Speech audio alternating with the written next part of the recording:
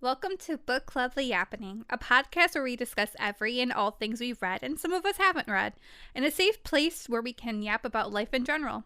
In the description, you'll find links to our Fable, Instagram, and Discord accounts. Please follow for more yapping in different styles. For a warning, we will 100% be spoiling this book, so please pause, go read, and come back to yap. Read the trigger warnings before continuing on. Welcome back to the Yappening. We are jumping right into part 2, which is why we haven't switched positions at all from the first part. Because Book 3, Part 2. Book 3, Part 2. Please. Acts 3 and 4. No, it's just Act 3. Act 3. And just in case, if you somehow jumped from Part 1 to Part 2, please look at the trigger warnings below. Yes. I guess 5 acts is a tragedy, so prepare. Yes. Be prepared. Have your tissues. Be prepared. No, it doesn't get sad until the last. Well, I don't. It depends on your version of sad, because there was like a part that like made me tear up, but it was just like they're so happy. Oh God, it's even scarier. So, anyways, back at Spence, Gemma. Oh, also. This is Sweet Far Thing by Libba Bray. If for whatever reason you decided to just listen to part 2. So back at Spence, Gemma brings the girls up to speed. They decide that they need to figure out a way to meet with the illusionist, basically. So brings them up to speed regarding Tom, the Rakshana, just all that stuff. They need to find a way to meet the illusionist. They decide to ask the French teacher because she's really into spiritualism. They're like, oh, she'll definitely take us. But then the French teacher tells Gemma that she's not sure it would actually be educational. And then she says the school year's almost over and you guys can go see whatever you want anytime you want at that point. So I don't know that this was really valuable for me to do with you. So Gemma decides that this will be the last time she uses her magic to change people's minds. Spoilers, it's not. But she basically takes the French teacher's hands and begins to use her magic. Of course, as Gemma is doing this, McCleese walks into the classroom. McCleese allegedly thinks that she doesn't have magic. And the French teacher very excitedly gets up as McCleese walks in, telling McCleese that she needs to go ask Miss Nightwing if she can take the girls to see an illusionist. As she rushes out the door, Gemma is like, okay, I'm gonna go to bed now, trying to get away from McCleese. But McCleese stops her and says, don't you think it's kind of odd that she was super wound up about an illusionist? And Gemma goes, oh, no, I didn't find it that odd. She loves that type of thing. That was totally normal. And then McCleese says, okay, if it's super educational, maybe I'll join you guys. So fast forward, Gemma and Co go to visit Pippa and her band of merry factory girls. Pippa brings everyone into a maze and instigates a game of hide and seek within said maze. Gemma is wandering the maze looking for Anne, but then she hears whispering and sees Felicity and Pippa standing incredibly close with their foreheads touching and holding hands. Wait, who? They're Felicity and Pippa. What did I say? I didn't know where Pippa came from. Oh, she instigated. Jem and Co go to visit Pippa and her band of merry factory girls. Pippa brings everyone to a maze. I thought this was part of the real world adventures, so I missed that part where they're back in the realms. So sorry. No, that's on me. It sure is. Anyways, so she comes up and sees Felicity and Pippa. They're standing incredibly close together with their foreheads touching. They're holding hands and they're whispering to each other. And yes, it's exactly what you think it is. And no, Gemma does not in fact clock this. Gemma is able to make out a couple words. And from the gist of what Gemma is overhearing, Pippa is trying to convince Felicity to do something that will allow them to be together forever. As Gemma tries to get closer to hear what's actually being said, she steps on a stick, causing Felicity to scold her for sneaking up on them.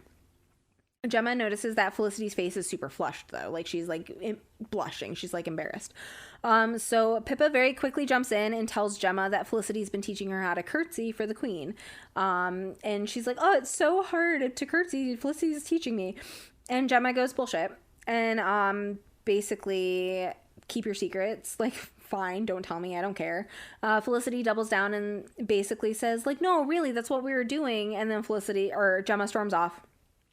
But when she, like, turns the corner, she hears them begin to whisper again the second that she's, like, out of sight. So Gemma is having really big emotions about this, obviously. At this point, though, she's tearing through the maze. She's feeling the magic begin to bubble up inside of her. She just really wants to hurt something, basically. So she takes off into the woods. As she's moving, she's touching things. Plants are beginning to grow, sprout, grow fruit. She then hears a pixie complimenting her on her power as she's, like, kind of tearing through the woods. Just kind of off gassing her magic, more or less. Nice powers. Be ashamed if something happened to it. Right. Gemma's super hopped up on powers, and she decides that she needs to let go of the powers, and so she's like, okay, I'll give this pixie some power that'll kind of, like, help relieve a little bit of tension for me. She reaches out, touches the pixie, gives it some magic. When Gemma touched the creature, she notices that they are freezing to the touch. Before Gemma can pull her hand back, though, she catches a glimpse of darkness. The pixie goes on to tell Gemma that there is a place for her to be known, loved and wanted. All Gemma needs to do is go with the pixie. With that, the pixie takes off and disappears into a fog border, which is basically brings you to the gate of the Winterlands. Let's see. Of course, we know Gemma here. She's always moving with logic, and she never does anything rash or impulsive, so naturally, she follows the pixie. As Gemma steps through the mist, she begins to hear a voice speaking to her. The voice asks Gemma for her fears and desires. The voice then goes on to tell her that this is where her destiny belongs, and that she has nothing to fear. The pixie offers to take Gemma to the Tree of All Souls, telling Gemma that if she follows, then she'll never have to be lonely again.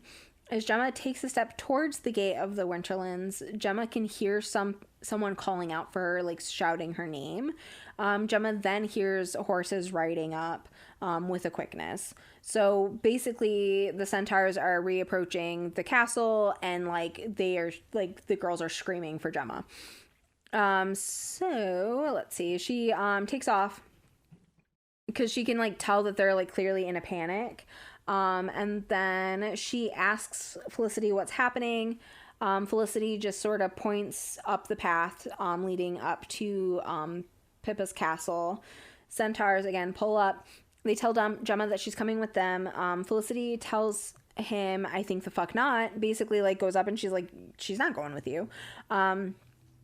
The leader tells her that Fionn has called for her, basically, and that it's time for her to come and account for herself. Like, so basically, like, you've had enough time. Fionn needs you to figure your shit out. Anne pipes up saying that obviously they're gonna go with Gemma. And then Pippa starts whining about how much fun they were having. So Anne's like, okay, well, we're obviously coming with you. And then Pippa goes, oh, but we're having so much fun. What do you mean? Do we have to? And then Felicity is like, grabs onto Pippa's hand and asks Gemma if she wants them to come. Do you want us to come? As she's like gripping on Pippa's hand. And then she very clearly does not, in fact, want to come with her. So Gemma basically tells her that she'll go alone, mostly because she just doesn't want to be near Pippa and Felicity. She's like, well, I can't just take Anne, but like, I fuck off, basically. So let's see. Side note, Felicity is going to have a huge issue with this later. Yes. Okay. So we know Felicity hates Gemma knowing things that she doesn't know. So it will be a point where Felicity gets pissed that Gemma's going off and doing all these things on her own. What the fuck? Yeah. Can't have it both ways, bitch. Like, at this point, she's setting the precedent that it's okay for Gemma to be going off and doing these things alone. Mm-hmm. Like, if you don't want her doing shit without you, you maybe shouldn't make her feel like she's alone, right? So, also, funny side note, for whatever reason, the lead centaur has a thing for one of the factory girls, and he tells her that he would, he basically goes, like, have you ever ridden a centaur before? And Bessie goes, you better relax, she's a lady. And he goes, I know, that's my favorite type. Oh my, wait, that's kind of, I kind of enjoy the centaur. Yeah, he's like, I know, I like ladies, that's why I'm doing this. So Get it, factory worker. I know. When Gemma asks, she's basically like, are you fucking done? Can we go? Like, I thought you were coming here to get me. Why are you flirting? Like, stop being an asshole. So she climbs up, they ride off. She knows that this isn't going to be a good meeting, and then as they're riding off, she like looks over and sees the Gorgon like is keeping pace with her, and she's like, shit, okay, this is definitely not gonna be a good meeting. She's still a boat, right? Mm-hmm. Okay. Like I know the boat, the Gorgon shows up everywhere. I'm just, everywhere is near water. You don't need to make it make sense. It's a book. There's lots of water. The realms are a wet place. It's very moist. And I like it. Said that because it pisses people off, and that makes me happy. So moist. Oh, that. I hope you're not wearing headphones because that was probably really alarming and upsetting. Next time I'll do it as a whisper. ASMR, moist ASMR. Just start making the sound effects, smacking my gums. I know.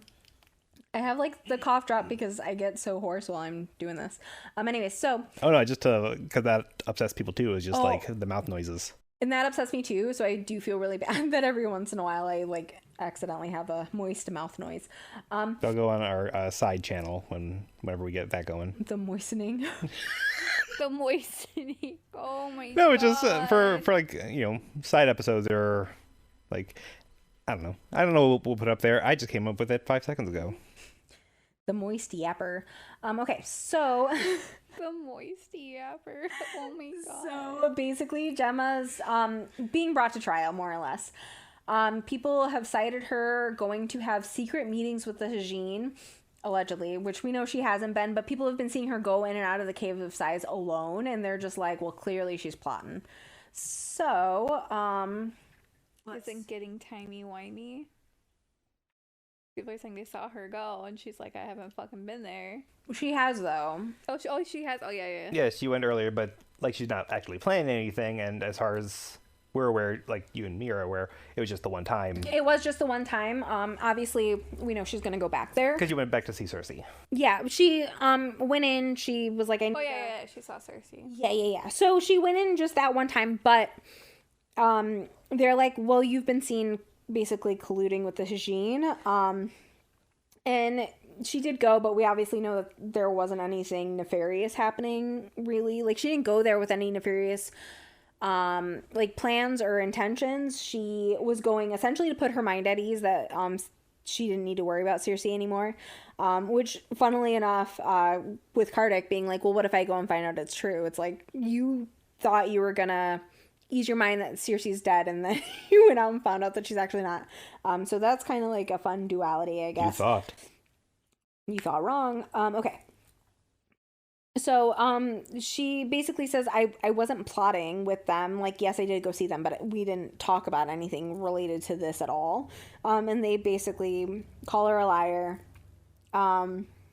They think that she's essentially plotting to return the magic to the temple and only bind it to the order, and have the Hajin guard it as they did previously. A lot of bickering and fighting. More or less everyone is just certain that war is brewing. So a lot of it is like, we need the power now because war's coming, basically. And a lot of them want to strike first, as well. Like, they're like, we need to like get the magic so that we can make moves. Theon tells everyone basically like, stop, like everybody shut the fuck up. They then say that they aren't going to be going to the war with the Hajin or the Order. Theon tells Gemma that they are inclined to give her the benefit of the doubt, and like Theon honestly is patient.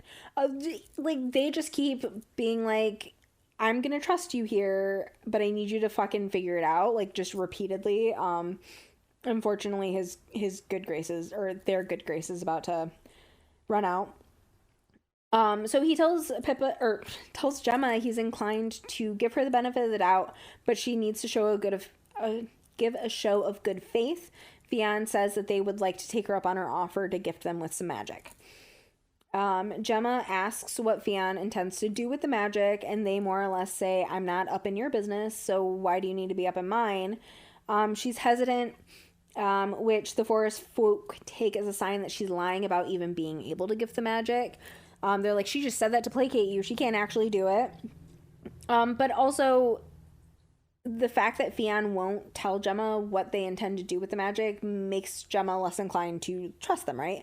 But, like, I also get it because the Order essentially kept the magic on a leash. Like, I don't need to tell you what I'm doing with it. You just need to give it to me. Like, don't act like the Order. Don't have, you know, like, just let me live my life, basically. So Fionn asks, will you gift us with the magic, or do we need to go to war? And Gemma takes Fionn's hands, intends to only gift them with a small amount of magic.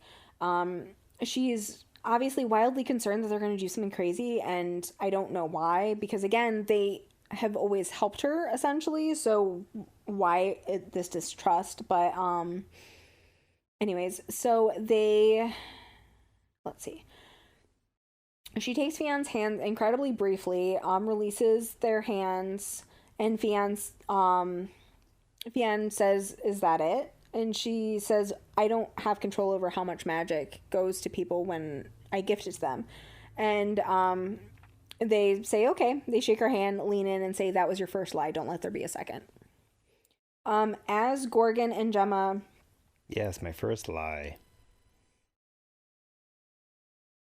Probably to them. Her first covert lie to them. Or overt. Like, it's the first time that she's, like, very actively lied. Every other time she's lied, I would argue that she's actually lying to herself, too. Because I do think that she genuinely believes, like, we'll get this figured out, but I just need more time. And we know that she's lying to herself on that. So this is the first time she's actively lied with the intent of lying. So Gorgon, Gemma, sailing... Gemma asks why Gorgon wants to remain in her prison. Gemma tells the Gorgon that she can be free.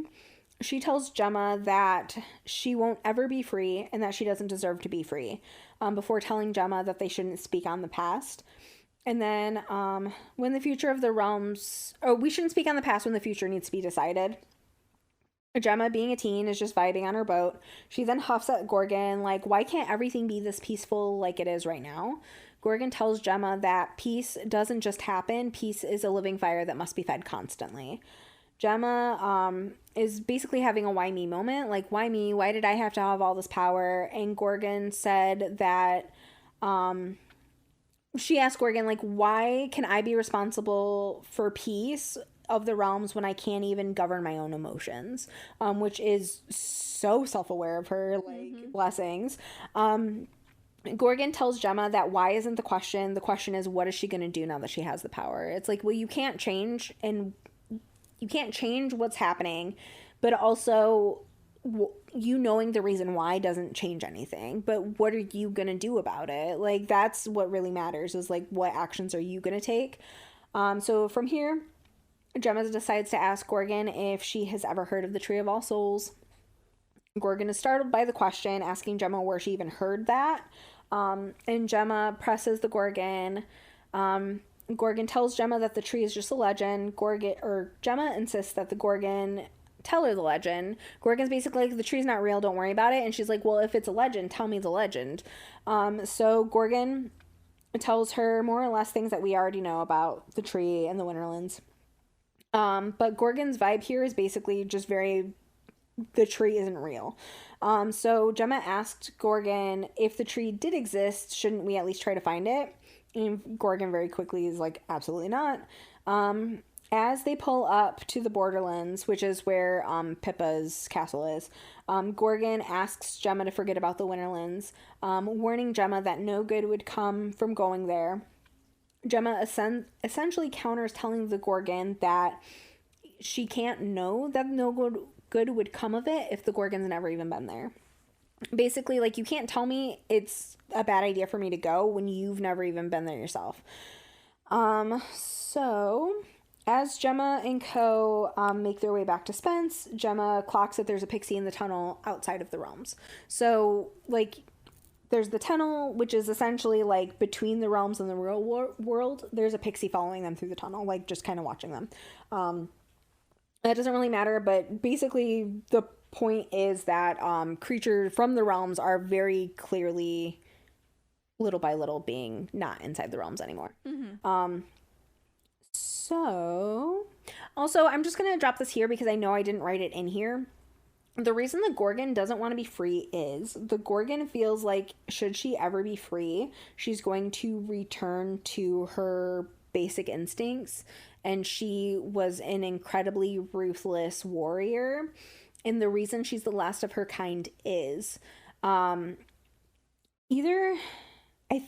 I think the Order is who imprisoned the Gorgons, but all the Gorgons were imprisoned except our boat lady, and because it's dishonorable to be executed, she went in and killed all of the Gorgons, every last one, including like children. So she slaughtered her entire people because she thought it would be dishonorable for them to be executed by someone else. So she's like, she lives a hard life. She's like, I deserve this. That was heinous of me, but also I understand that was heinous of me, and if I'm not a boat, maybe I won't understand that that was heinous. Like, I like who I am now. I'm worried if I'm not a boat, then I'm gonna be an asshole again, more or less. I'm gonna be me again, and I don't want that. Yeah, just because this will keep coming. Go back to the old me. Yeah, this will keep coming up. Basically, like, people are like, it will get to the point where it's like, okay, you need to stop being a boat, and she's like, ain't gonna do it. So just so you know why she's so desperate to stay being a boat. Do you know how much faster this is than walking? Right. Guys, I'm helping you out. Yeah, she clearly can follow anybody anywhere. Right. Okay, so now we are at the illusionist. When they meet with the illusionist, Dr. Van Ripple, Gemma very stealthily navigates the conversation to his assistant, telling him that her mother had seen him perform once, and especially loved a specific illusion, one where his beautiful assistant was put into a trance and began writing on a slate. He tells Gemma that the illusion was actually his assistant, like that, oh, that illusion belonged to her, I can't do it anymore because I don't have her, like, with me anymore, telling the girls that she was a medium.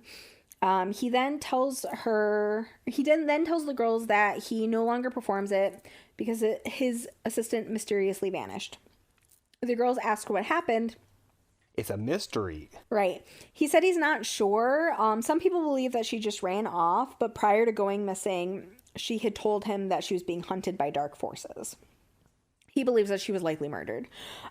He's like, she was very sketched out. Like, I have no doubt that, like, someone was coming after her. So he goes on to tell the girls that his assistant was a woman of many secrets, that she came to him when she was about 20, that he really knew very little about her. Other than that she was an orphan and that she did spend some time at boarding school. And the fact that they don't immediately ask what boarding school is fucking bonkers. But we know several people. Was that any of these names? Right. So Gemma asks if the assistant ever spoke about her past. And he says she didn't speak about anything. She couldn't talk. So she communicated through writing, but she didn't, like, go into her past at all because, like, just here's my, anyways, but he's like, she didn't speak out on anything. He tells them that one day she came to the theater and she was in a really great mood. He asked, like, oh, like, what's going on? You're really happy today. And she says that her sister came to visit her and that they were planning to restore what had been too long lost. She didn't elaborate further, but he just remembers that he was super surprised that she had a sister because he essentially thought she had no family at all. But then she goes on to explain that she was just a really cherished friend from boarding school. He told her that he would love to meet her dear friend, but she said that it wouldn't be possible. He assumed that it was just because he thought that her friend was, like, incredibly very so it wouldn't be possible and that she wouldn't want to talk to, like, someone so below her station type of thing. He then explains that after reuniting with her sister, she began to, like, change. One day he found her frantically writing on her slate, my sister has deceived us. She is a monster. Such a wicked, wicked plan. When he asked her what was going on and why she was so distressed, she said that she had a vision, a most terrible vision of what should come to pass. For what I took fair is foul, and all shall be lost. He then tells the girls that his assistant had a bit of a coke habit. And then Anne goes, "Coke is good for you." And he's like, "I don't know about that, babe." So anyways, he was worried that because she started doing drugs that she just didn't know what was real and what wasn't anymore. And he genuinely is like, she's a medium. Yes, that's a thing that's factual. And it is factual. She could in fact like commune with spirits, the realm. But she couldn't tell the difference between truth and illusion. She became incredibly suspicious and began seeing things everywhere. Like she was just jumping at his shadows at that point. She told him that she may be the only one who could stop this evil plan, and that she then began obsessively writing a journal. She told him it was of utmost importance, but she was very secretive about the journal and what she was writing. One day he had come in to see her while she was writing, and she like very quickly like covered the journal. So he thought that she was like writing down all of his illusions to like run off with them. So he ended up firing her, and he didn't see her again until he didn't see her for many months, until about 3 years ago she randomly showed up at his door. He tells the girls that the assistant looked like alarming, that her eyes look haunted. She seemed like she hadn't slept or eaten in a long time. At this point, the French teacher comes up, and she scolds the girls for speaking with the illusionist on their own. Like, how dare you run off and talk to a man? She then name drops Spence, and Gemma clocks that he has a visible reaction to her mentioning Spence. And then we'll obviously come to find out that the assistant was from Spence. Not only that, but her name was Wilhelmina Wyatt, who was the author of the Secret Society book that Gemma and McLeafy had purchased. A side note, McLeafy, who was also at the like illusionist thing, she sneaks off and Gemma follows after her to see where she's going. McLeafy is meeting with a mystery person. Important notes about this. Whoever McLeafy's talking to, she was accusing them of lying to her. She then said that she wasn't going to lose to the Rakshana or a 16-year-old. And then telling the mystery person that they need to follow her lead. Basically, like, I need you to fucking do what I'm telling you to. And then she tells them to get gone before they're noticed being here. What? Get gone. You got... Oh, I'm like, you got theories? You want to share with the class? No, I mean, I was thinking that I was trying to remember if we knew who made the journal, wrote the journal in the first one, because I was thinking it was going to be Sarah Reese Toome was the assistant, and just pretending to not talk, and obviously she probably doesn't have a sister. She was just illusioned, like Felicity's mom was about the cousin. No. Obviously. Or it could have been the like Mary Sarah relationship from the first one. Yeah, it's not like in the roommate sense, but they're just incredibly close friends, like genuinely. Not roommates, but next door neighbors. they're just besties. And if you don't have family and you don't have siblings, you do like adopt friends as those. So key things that happen, we're fast forwarding, just stuff that happened that I don't go into a ton of detail on. The construction workers, they're still racist. One of the workers has gone missing. Miller assumes that the Romani kidnapped a fucking grown man. Anne receives a letter from the director she's meant to audition for. But Bridget sees that the letter is written to or addressed to Nan Washbrad, and she's like, oh, this must have been sent here by mistake. Let me take it to Mrs. Nightwing and she can do what she wants with it. So she takes it up to the office. Of course, knowing our ladies, they sneak in and get it. While in the office, Gemma finds a letter postmarked 1983 to Mrs. Nightwing. The broken seal is a crescent eye, and the letter says, "You've ignored my warnings. If you persist in your plan, I will expose you." Later, while in the chapel, Gemma has a vision of a stained glass angel holding a Gorgon's head, telling Gemma to beware the birth of May. And that brings us back to the realms, Once the girls arrive, Gemma rushes off. Felicity asks where she's going, and Gemma says that she's off to meet with Asha to discuss the Hajin and the forest folk. Felicity says that sounds super dull, so she goes off by herself. And again, Felicity's gonna be super fucking pissed that this happened, even though she's like, boring, pass. I got a corrupted girl to go touch foreheads with. Bumping foreheads. Yeah. Now that sounds like a good time. Literally. Okay, so when Gemma arrives, she tells Asha that she's here to visit the well. She believes that Circe will be able to shed some more light on info that Gemma has, both regarding the Lady of the River and the letter that she found in Nightwing's office. Asha follows after Gemma. She's like super, like, Asha's like super like frazzled, and she basically says that the Hajin are incredibly fearful of the forest folk right now. The Hajin have been accused of collaborating with the Order, and the forest folk have basically been harassing them. Gemma very bluntly asks Asha if they have... Wait, hang on. Gemma very bluntly asks the Hajin Asha if the Hajin have been colluding with the Order.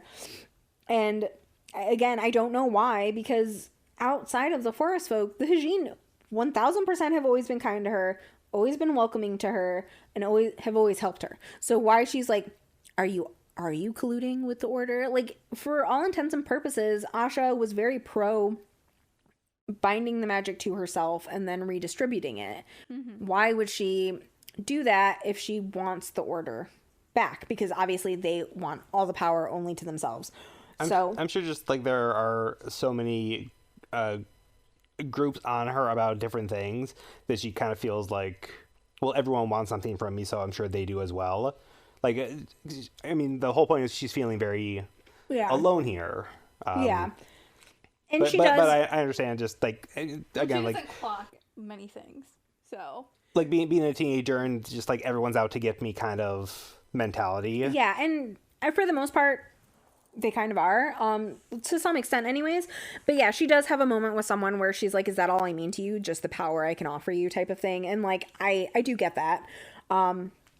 Anyways, so Asha is like super taken aback from Gemma being like, are you colluding with them?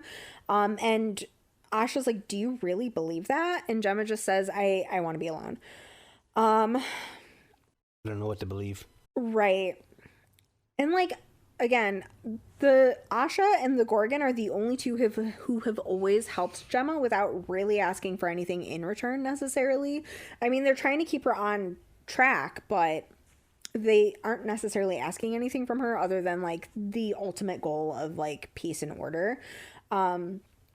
So anyways, okay.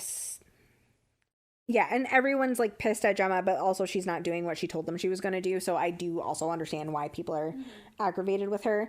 So Gemma approaches the well and tells Circe that something's going on and she needs answers. Circe simply tells Gemma that Gemma knows the price of her counsel. It's going to be magic. Gemma says that she understands, saying that she will give Circe what she wants in exchange for what Gemma needs. Circe asks if the magic is given of her own free will, and Gemma confirms yes, it is.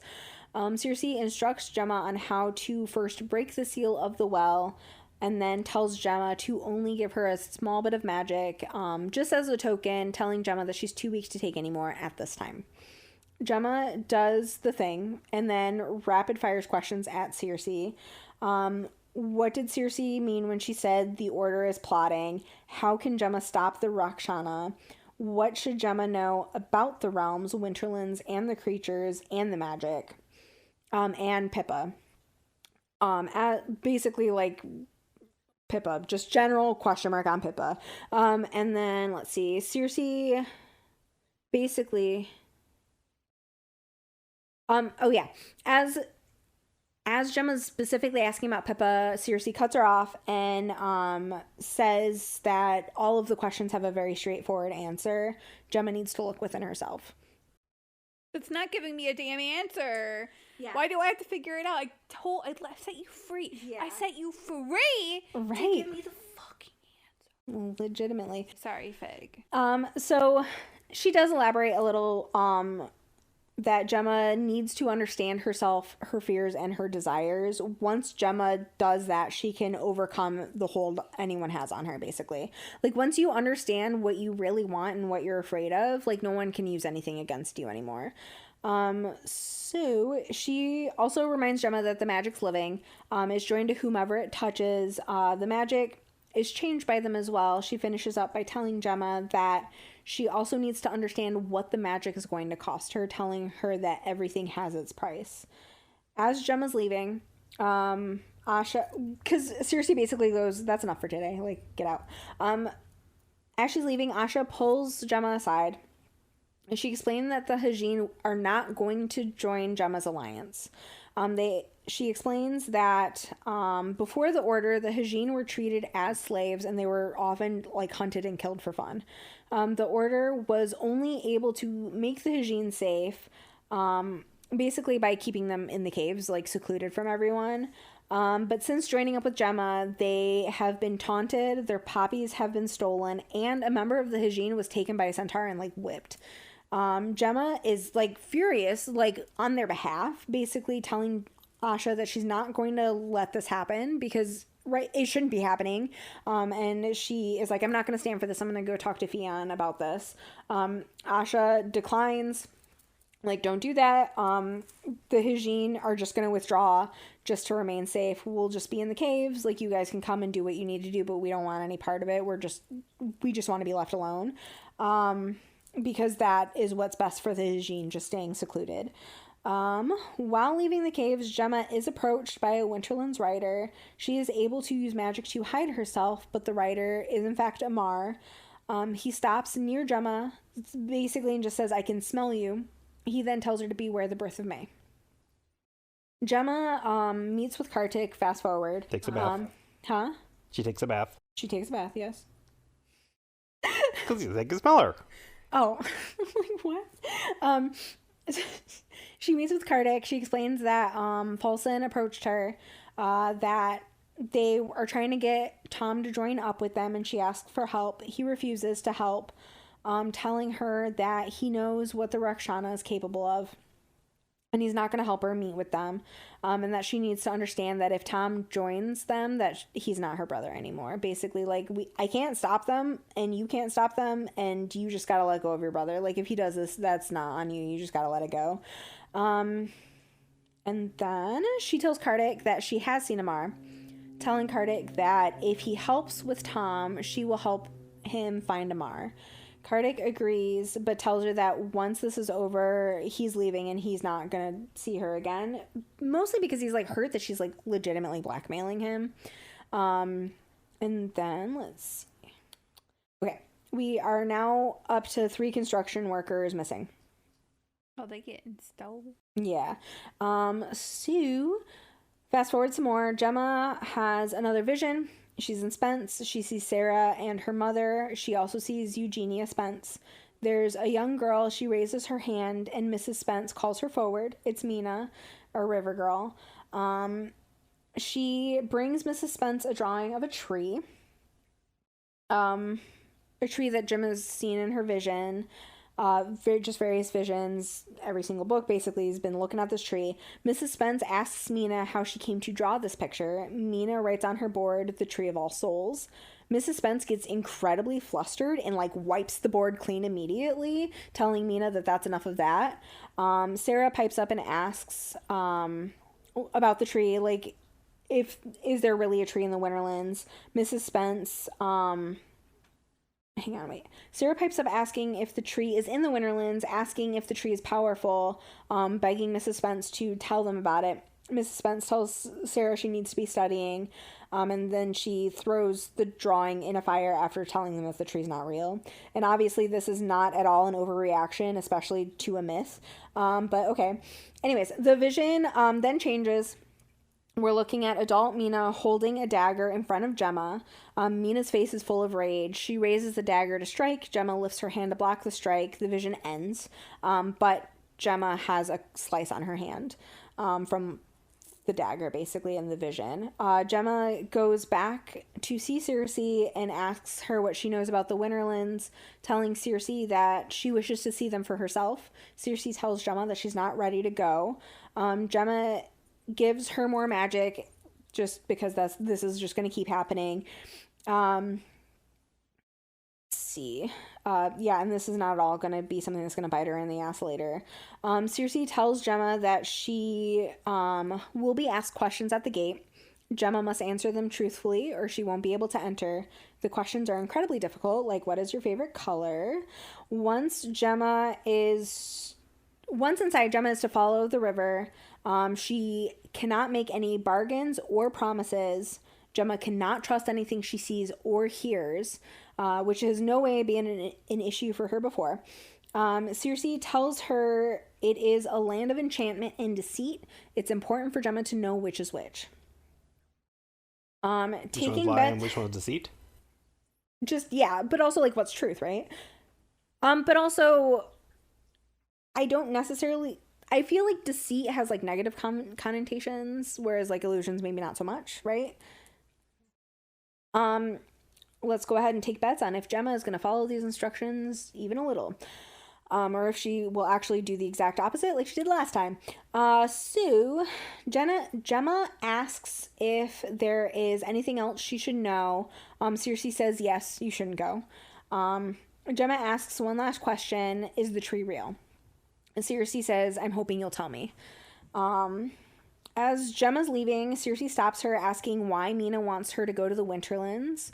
Gemma starts to answer, but then she realizes not only does she not know why Mina wants her to go to the Winterlands, she's never even thought about it. Like, she's like, it didn't occur to me to even question why. But also, I'm gonna be so real with you. I don't know that anything from the visions have even indicated that Mina wants her to go to the Winterlands. Like, I don't think there's not any... But regardless, Gemma's like, I see the tree. Clearly, I have to go to the tree. But even so, what would be the motivation for her to go to the tree of all souls? Like, she's like got puzzle pieces and she's like created a completely wrong picture, which happens a lot. Anyways, Gemma returns to everyone. Our trio and Pippa and the band of factory girls, they set off for the Winterlands. They get to the gate. The first question they are asked is if they want to enter. Next thing that they are asked is for their greatest fears and their greatest desires. At this point, it really seems like Gemma should have done the self-reflecting that Circe has told her to, because she very much was like, you need to figure out your desires and your fears, and Gemma's not done that. It's like, well, maybe this would be easier for you. Felicity says that her desire is to be powerful and free. Her greatest fear is being trapped, but the gate tells her that that's not her greatest fear. She says that she has a greater fear that is fear wrapped in desire. Felicity plays dumb and says, like, I don't know what you mean. And then the gate asks Felicity if the gate should answer for her. Pickles. Huh? She's afraid of pickles. She is afraid. Yes, I'm afraid of pickles, but I desire them. You can be afraid, but also they look delicious. Like I want to like raw tomatoes because they look really good on sandwiches and burgers and stuff. But then every time I taste one, I get vomitus. Vomitus. Tomatoes giving you food poisoning. Okay, so God. Okay.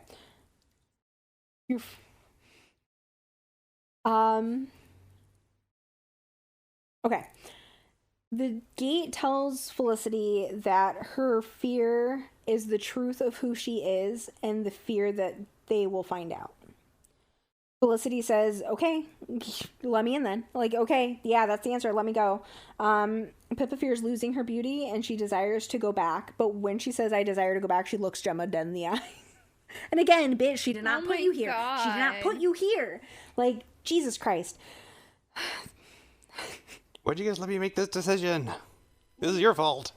Like, Pippa was so precious in the first one, and she's just been, like, so downhill from there. Mm-hmm. Like, bitchy but precious. That's what happens when you get corrupted. You know what? So true. So then Gemma says that she fears the Winterlands and what she'll find there. and that she doesn't know what she desires, but she wishes she did. So, like, her greatest desire was to, like, know herself, basically. And with that, they're inside. They find the river. Gemma tells them that they must stay with the river, and a boat appears. They get on the boat. Okay, so, all right, so they're on a boat. It eventually stops. They get off. They're walking through a forest. Out of nowhere, a barefoot slaps Gemma in the face. Oh, wait, context. They're in the Winterlands, correct? Correct, yes. Okay, so wait. So we got Felicity's biggest fear in... What was Gemma's? Gemma's biggest fear... I don't remember now off the top of my head. Desire. I know the desire was she doesn't know what she wants and she wishes she did. So that was her greatest desire. And then give me Gemma fears the Winterlands and what she'll find there. So that's her fear, is going into the Winterlands and what she might find within. I'm afraid of the Winterlands and never want to visit the Winterlands at all. And cut to the gang visits the Winterlands. Yeah, pretty much. Exposure therapy. Okay. So they get on a boat, go down the boat, get off the boat. Out of nowhere, as they're walking through a forest, a barefoot bumps Gemma in the face, like just slaps her in the face. They all look up into the trees, and it is full of bodies. Nice. Decorations. Gemma, for whatever reason, decides she's going to reach up and touch one of the bodies. Yeah. Let's see. So she reaches up to touch one of the bodies. The trees begin to shudder, and then they hear a chorus of whispers chanting sacrifice. Sacrifice. Sacrifice. To the boat. To the boat. Right. Gemma shouts for everyone to turn back, but as they turn back, the path that they were walking on disappears. Everyone frantically trying to decide where to go, but then Gemma hears a voice saying this way, and then she spots a patch of light. She tells everyone to follow her. She moves towards the light. The bodies in the trees begin to kick and grab at the girls. A man grabs hold of Pippa, and Felicity swiftly chops his hand off because no one's going to touch her girl. I mean, she legitimately threatened to take Kartik's eyes just for staring at her. So, let's see. They make it out of the forest. They're standing before a huge wall made of rock and black ice, think Game of Thrones shaped. As they are looking around trying to figure out what they're going to do and where they're going to go from here, Gemma hears a voice again telling her to take a closer look. She then sees a cave that's like a cave doorway that is lined with blood-soaked rags, which is totally fine and normal. So she immediately heads off to the blood cave, basically, because totally fine that she's immediately following this disembodied voice, especially when she was told not to trust what she hears and sees. But you know, our girl making great choices. As I know, as they make their way through the dark tunnel, they step out into the light and they see an ancient tree. The tree, it's a weathered ash tree. The tree towers over them, branches stretching far above them. Snow begins to fall, and Gemma can feel magic humming all around her. About to get into the shit. So the tree murmurs to her, saying that she has come at last. The tree then tells Gemma she only needs to touch it in order to see. Everyone reaches out and touches the tree. Gemma is overcome and falls back. Then Gemma sees a woman bathed in light standing before her. It's Eugenia Spence. They are the only two there. So like everyone else is gone and it's just her and Mrs. Spence. Mrs. Spence tells Gemma that she's been waiting for her, that she had nearly given up hope. She goes on to explain that when the creatures of the Winterlands were unable to break her, they imprisoned her in the tree. She goes on to tell Gemma that in order for Gemma to understand the present, she must first understand the past. The next part we know for the most part. The rebellion began when Winterland creatures abducted young Order. However, they took 3 girls. One managed to escape and hide. The others offered a magic dagger in exchange for their release. The Winterland creatures more or less said, well, if that dagger is so powerful, why don't we fucking kill you with it? So that's what they do. They sacrifice the 2 girls. The other is like off hiding. As their blood drains into the soil of the Winterlands, the tree sprouts up. So the creatures believed that what was forged in blood demands blood, and that they needed to offer the tree's souls in payment for power. When the creatures are celebrating their victory, the young priestess who stole away, she grabs the dagger and she heads back to the order. She explains to them what happened. With that, the order build the runes in order to close the realms at that point. Because they're like, well, if they have this source of power now, we definitely don't want them to have access. So they built the runes to kind of keep everything closed up. The dagger was protected and passed down generation to generation of the order. Eugenia was the last keeper of the dagger. However, she doesn't know what happened to the dagger after she was sacrificed. Gemma excitedly tells Eugenia that she's seen the dagger with Mina in her visions. Eugenia asks Gemma what else Mina has shown her. Gemma explains that she can't make sense of most of it, but she's certain about the dagger. Eugenia explains that Mina was always attracted to the dagger, specifically to its darkness. Eugenia says that she hopes Mina can be trusted, but it is imperative for Gemma to find the dagger. She tells Gemma to be careful. If the order has been corrupted, they may use Gemma's power against her. The order may make her see things that they want her to see. Gemma must be careful and trust no one. Which I get. It's total theme of these books. But honestly, and it is so unfair to tell a 16-year-old girl that she can't trust anybody and then not give her any, like, directions, you know? Like, because it's so fucking hard, like, just in general, to, like, know who to trust as you're coming of age anyways. But, like, this is high stakes situations. Yep. Also, making her do this all on her own is, like, so fucked, right? Like, giving her half-truths, like, I can't stand it. Yeah. This isn't like a pilgrimage. This is a, let's fucking stop people from misusing magic. Right. Exactly. She has no one to train her, no one to guide her. Like, they've literally set her up with such an impossible task.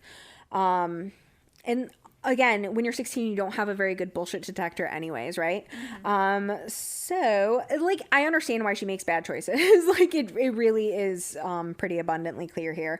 But anyways, Eugenia tells Gemma that if Gemma falls, then the order will be lost forever. She tells Gemma that without the dagger, the creatures cannot bind Eugenia's power to the tree. She tells Gemma to find the dagger and bring it to her, which isn't suspicious at all. Like, we don't want the Winterlands to have the dagger. We really don't want the dagger at the tree. Gemma, go get the dagger and bring it to the fucking tree, right? Totally normal, makes total sense. Mm-hmm. Gemma asks what Eugenia will do with the dagger, and she very vaguely tells Gemma she'll do what she must to restore peace. Gemma agrees to bring the dagger.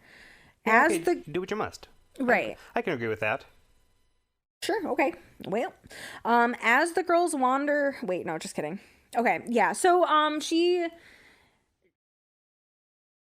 She comes out of the vision with Eugenia. All of the girls are touching the tree, and they're all, like, out of it. Gemma touches the tree. She's able to, like, see everybody's visions, and they're all having, like, Felicity was... Her vision was, her and Pippa, like, dancing really closely, cuddling, and, like, laughing with each other.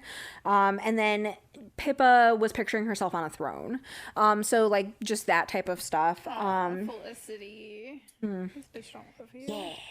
As the girls are coming back to the castle, they are all more or less, like, riding high and, like, giddy as hell from the visions. Gemma sees the Gorgon. She asks Gemma to speak with her. The Gorgon tells Gemma that she sees they've been to the Winterlands. Gemma tells the Gorgon that the tree is real and that it is immensely powerful. Gorgon begs Gemma not to go back to the Winterlands until the alliance is made.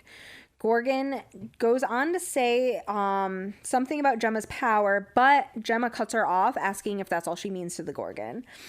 Gemma tells the Gorgon that no one sees her for who she is, only what she can offer them. No one cares who she is or how she feels about anything. She's at this point like crying. She then pulls herself together and tells the Gorgon to go. When the Gorgon tries like arguing, Gemma tells her that the conversation is over, and Gemma, if Gemma wants to speak to the Gorgon, she'll find her again. Otherwise, don't come looking for her. Basically, like, get lost. If I want you, I'll find you. I don't want to see you. So fast forward. We're back in normal land, and Mrs. Nightwing sends for Anne. Bridget is in Anne's room packing up her things. And I don't know when or why I cut this. I've been pretty like just loopy for the past day and a half. Anne went, she auditioned, she got the role. Like she wins, right? The composer, like who played piano while she sang, he was like kind of flirting with her, and as they were leaving, the girls are like, "Ooh, he likes you," and she goes, "He likes Nan." But the director and the actress, both of them said she's like one of the best singers that they've ever heard. So like she did really, really well, and that was all her. That was not magic related, but again, she was wearing a different face. So okay. So this is where we are. So that the letter was like, here's the audition, come get it. The girls take the letter, they take her. Okay, so her cousins, Anne's cousins, have arrived to take her home. Gemma tries to stop Anne, telling her that she has to fight. Like, you got this, like, you changed your life. You have to fight. You can't just lay down and die, basically.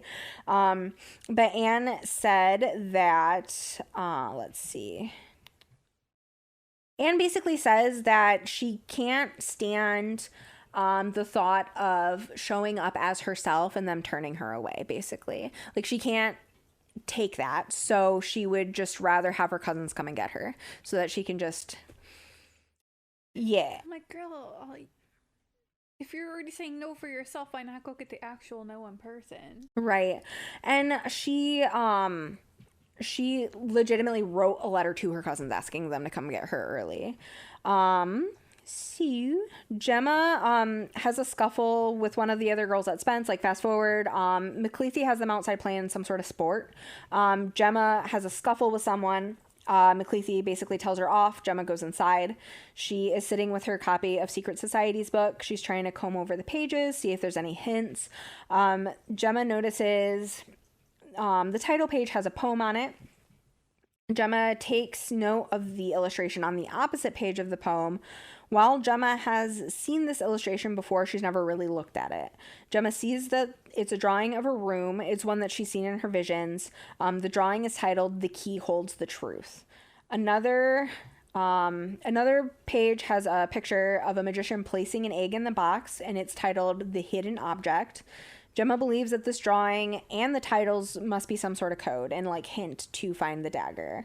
As she is flipping through the book, McLeathy comes in to like basically go off on Gemma again. She tells Gemma that if she isn't going to play, then she at least needs to go stand outside and cheer for her other girls, but she specifically calls them schoolmates. Like, you need to come and cheer for your schoolmates. Gemma just basically is not having it. She goes, "None of those girls are my mates," at which point McLeathy says, "They might be if you weren't so desperately in love with being alone." Damn. Gemma says that she's tired of the game, but McLeathy tells Gemma, "You're not tired of the game, you're tired of the rules." While this exchange is going on, Gemma's not even looking at her. She's just flipping through the book. And so, let's see. At this point, Gemma just looks at McLeathy and goes, I know you know Mina." And she's like, "What is happening?" Like, McLeathy's like, "We're having like," I don't know. So she's confused. Let's see. She basically says, "I know Mina was a disgrace to the order and a disgrace to Eugenia's memory." Okay, yeah, at one point she's like, "What's so important that you're not like looking at me?" And then she goes, "Oh, I'm reading the book that you purchased in London."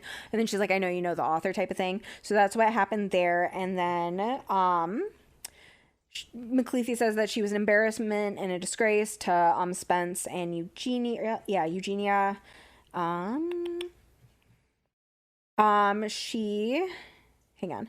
Oh, also, yeah, side note, if the book is all lies, then how would it even expose the order, right? Like, if she's trying to expose the order, doesn't that mean that she's telling the truth, right? Like, that, yeah, so, also that. And then, let's see, she tells Gemma that Mina would do anything for money, telling Gemma that Mina used the book to try and blackmail the order to keep them from raising the funds to reconstruct the East Wing. She finishes off by telling Gemma that the book is dangerous, that it is a corruption of the truth, written by a traitor and sold to the highest bidder. At this point, McLeathy, very maturely, snatches the book out of Gemma's hands, goes to the kitchen, turns on the oven, and throws the book into it. McLeathy then, let's see. I can't get behind book burning. Right. The good guys never burn books or ban them. At this point, it occurs to Gemma that McLeathy says that Mina was a disgrace. So she looks at McLeathy and says, "Why do you think Mina's dead?" McLeathy just kind of goes pale and begins stammering, but then she says, "I don't know if she's dead, but I know she has a drug problem, so it's likely she is." Yeah, so, like, I would assume so. She had a hard life, so I would just assume that she's dead. So Gemma goes to find Felicity later. They step into a side room. Gemma brings her up to speed on everything regarding, like, McLeathy and Mina. Bridget kind of comes into the room, and they have a plan that they're going to con Bridget into information because that's what they always do. And then Bridget comes into the room while they're in there, and then she's like, "This room was just cleaned. You can't be in here messing shit up." So they... Tell us what we want, or we're going to make it messy. Right. But they tell Bridget that they needed some private time because they're feeling really emotional over Anne. They then tell Bridget that they know that she really cared about Anne and that she misses her too, which is true. Like, Bridget very much was like, "Well, like, you're going to essentially be me," like, type of thing, and like it's an honest life, like, you could definitely have a much worse life, like, type of thing. So Bridget definitely really, really liked Anne. So she's like, "We know that you miss her too. Will you come sit with us?" So while they're sitting, they ask Bridget about Mina. Bridget says she remembers Mina. Mrs. Spence was always going on about how special Mina was, saying that Mina can see into the dark. They ask how Mina ended up at Spence, considering that she had no family, and Bridget is confused and said, "Why do you think she doesn't have family?" Basically, Mina is Mrs. Spence's niece. So she goes on to tell the girls that Mina was very often bullied. They asked if she had any friends at all. Bridget said that she would play with Sarah sometimes, and Sarah would sit and talk to her. But she would ask Mina what she could see in the dark. Mrs. Spence didn't like that, so she often punished Sarah, and she forbid them from ever playing together, essentially. Felicity asks if Mina had anywhere she especially liked to spend her time. Bridget tells them that she liked to sit on the lawn of the East Wing and draw the gargoyles. She goes on to explain that Mrs. Spence was worried about Mina. Mina began to draw dark things. Dark-sided things. That's literally, yeah, I did write dark-sided in here. The psychics and gargoyles. So Mrs. Spence thought that Mina was coming under a bad influence. Shortly after this started happening, though, the fire happened. After the fire, Mina started acting even more strangely, at which point Mrs. Nightwing told her that she needed to cut the bullshit or she would be expelled. But then one night, Mina left. Bridget notes that she took something very valuable with her. Felicity asks what Mina took, and Bridget says she doesn't know, but that Mrs. Nightwing was incredibly angry about it. Fast forward, back in the realms. Gemma isn't feeling super great about how everything is playing out, so instead she goes outside for a walk. As she's walking, though, she feels something pulling her towards the Tree of All Souls. She has a deep yearning to touch the tree again. But we know our girl isn't one to make really, really bad choices, right? So she's been told multiple times by multiple people not to come back to the Winterlands without an alliance or without the dagger. So, of course, she goes to the Winterlands. Does she have an alliance or a dagger? No. Oh. She follows the sound of the river, where she finds the boat again. While she's on the boat, she sees a nymph alongside the boat.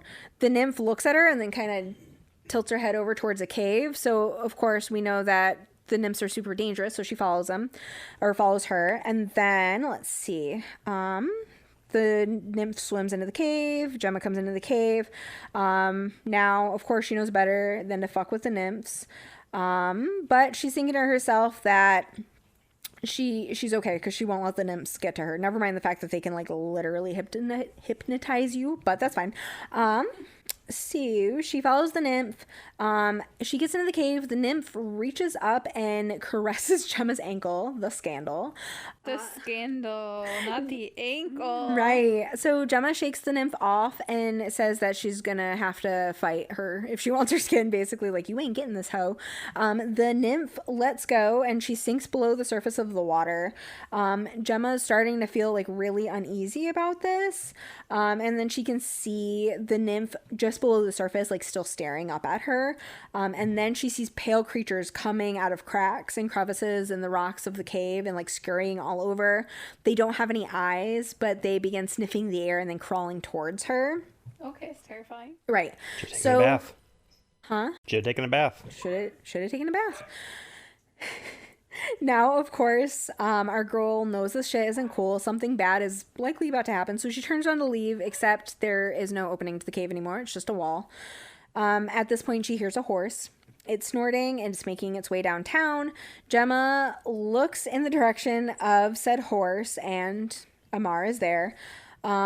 He's walking along the cave until he's side by side with Gemma in her boat.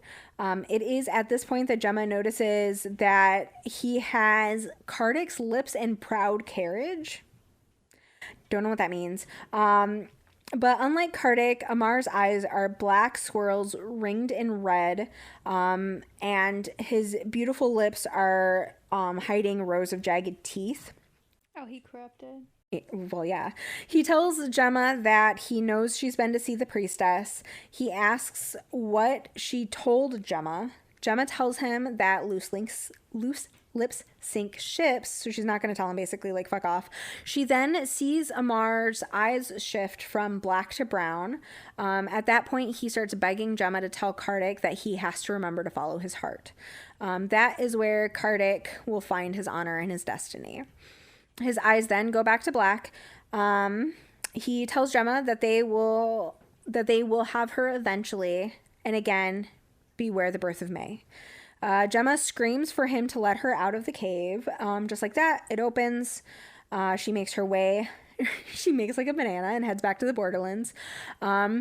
As if it would seem that this encounter had scared her into some sense. Like, it would seem that maybe, like, she has some sense now, right?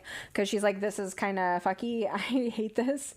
Back at Spence, Gemma receives a note from Kardik telling her that he has arranged a meeting for her to meet him at midnight, bring some cash, and dress sensibly. Gemma, knowing that she will be traveling the streets of London alone with a man, she should probably dress like a man.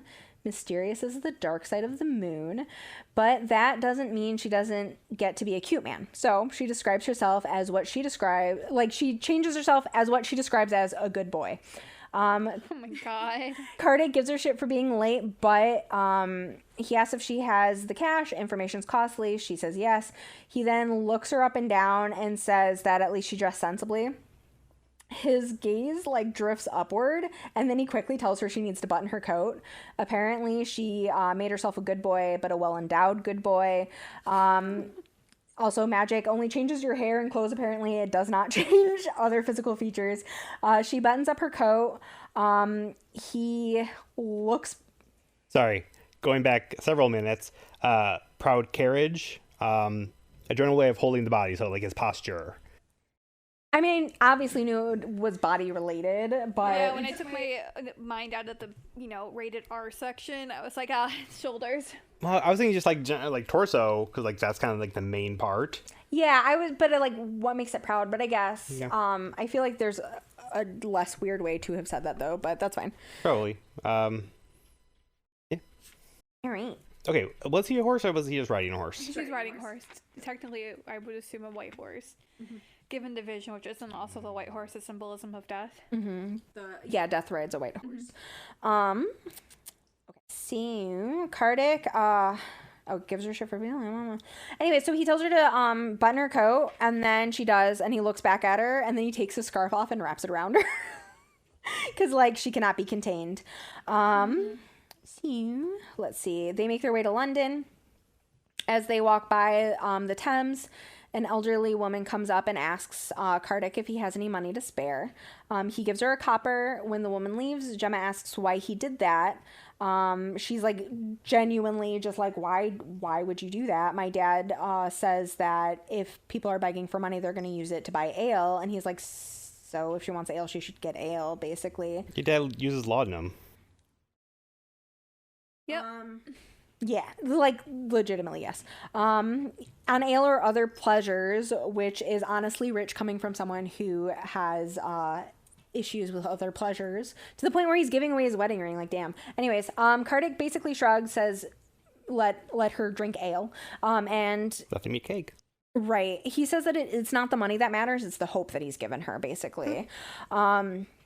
He then tells Gemma that he knows what it's like to fight for things that others just take for granted.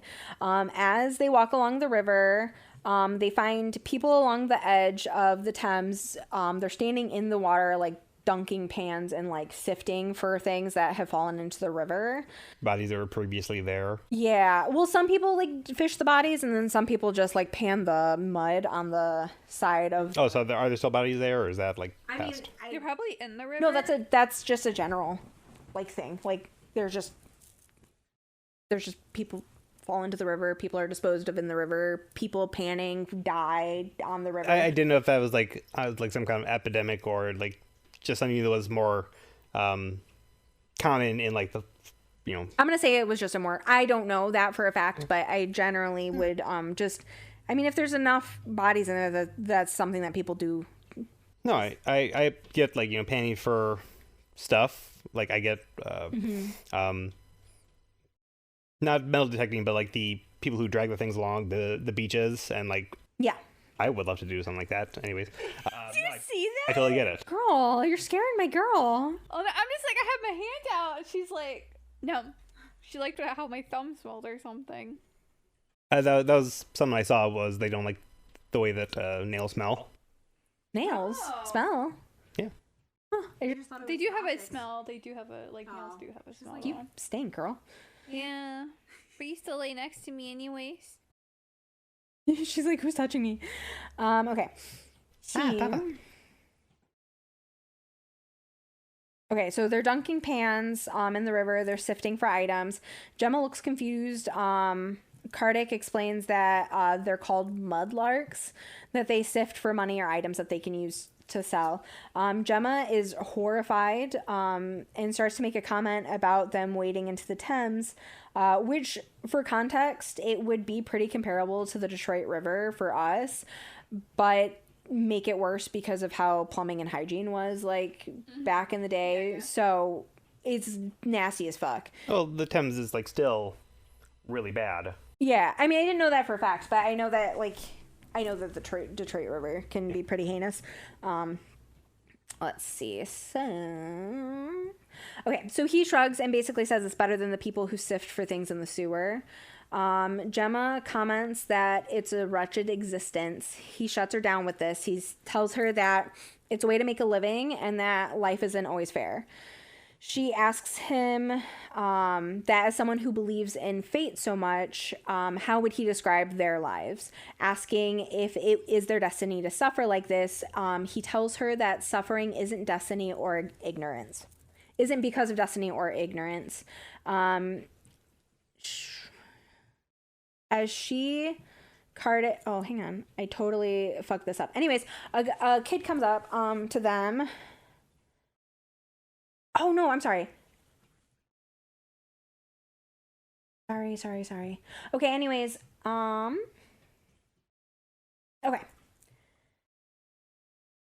So a kid comes up to them. He's covered in mud. He tells Kardec he's been waiting. Kardec asks the kid how treasure hunting is going. The kid holds out a handful of random items, saying that it's not much, but at least he can buy a pint later. The kid then clocks that Gemma is in fact not a good boy.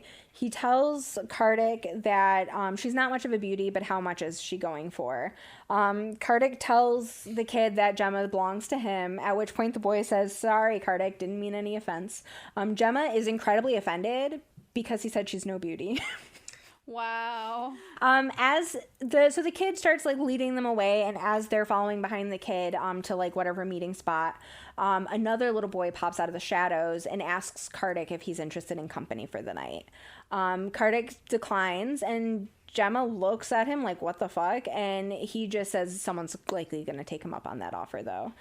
So Gemma's just really learning how the other half lives at this point. So the boy brings them over to a secluded spot. Kartik quickly tells the kid that this looks like a really good spot for an ambush. The kid just kind of shrugs him off.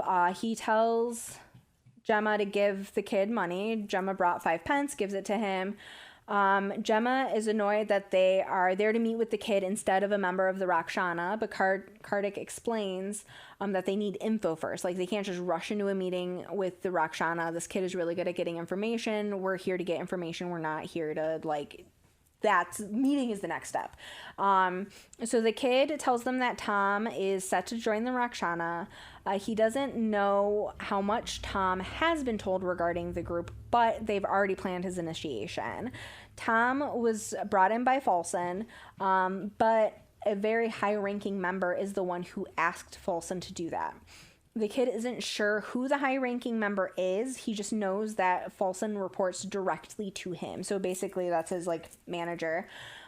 Gemma asks Kartik, or then Gemma and Kartik hear footsteps coming from behind them, almost like they're being ambushed. Kartik looks at the kid, and the kid shrugs and says, sorry, he offered me 6 pence to do this. So Folsom and some goons roll up on them. Folsom asks Kartik if he's protecting his lady love. Kartik plays dumb and asks what lady he's talking about, and Folsom tells him that she may be dressed as a good boy, but she still has lady eyes. Oh my god. So Kartik asks Folsom to promise not to hurt Gemma, at which point Folsom pulls out a knife. Gemma politely asks him to leave Tom alone, which apparently was her only plan, was just to say, please don't talk to my brother. Oh my god. It's all I have. Yeah, I just want to be nice. Please stop. Folsom tells her that she has something that belongs to the Rakshana, though. She again says she doesn't have the magic. He says bullshit. Kartik asks Folsom why he's so sure Gemma is lying. To which Folsom replies that it's because she's talking. So, like, why are you so sure she's lying? Because her lips are moving, basically. Oh my god. Yeah. Folsom then goes on to say that he would be a hero if he brought both of them into the Rakshana. Kartik whispers to Gemma, asking if she can jump, and she nods. They then yeet themselves off the pier onto a ship below. Can you jump?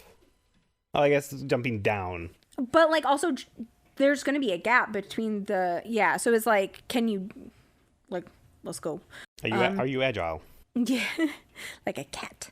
They make their way, hopping from the ship back onto the bank. Kartik then drags her into the sewer. She's like fighting him every step of the way. Like, I don't want to be doing that. But he tells her to just close her eyes. He's like, I'll lead you through this. We have to go. Just close your eyes and pretend like this isn't happening. But as he tells her to close her eyes, Folsom and the goons roll up. The goons grab him, twist his arms behind his back. Folsom closes in on Gemma. She quickly tells him that she gave all the magic to McLeathy this morning. She clocks that Folsom has like a really weird reaction to this. Like, first his expression softens, almost like his feelings are hurt by that. And then he's just angry. He tells her that if that's true, then there's no reason for him to keep her or Kartik alive. He then gets in her face, telling her that he feels really bad for Kartik, though.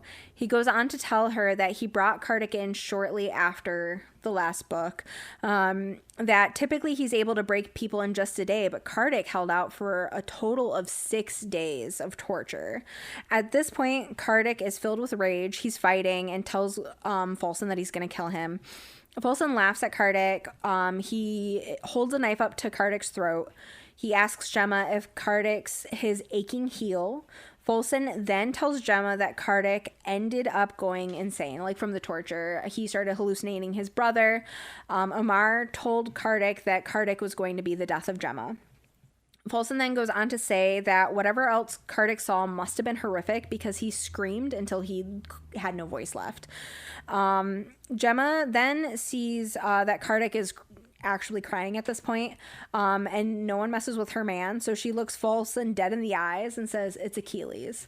And he goes, "What?" And she goes, "It's Achilles' heel, not aching heel, you idiot." Folsom then tells her that she has a pretty mouth and he's about to cut it open.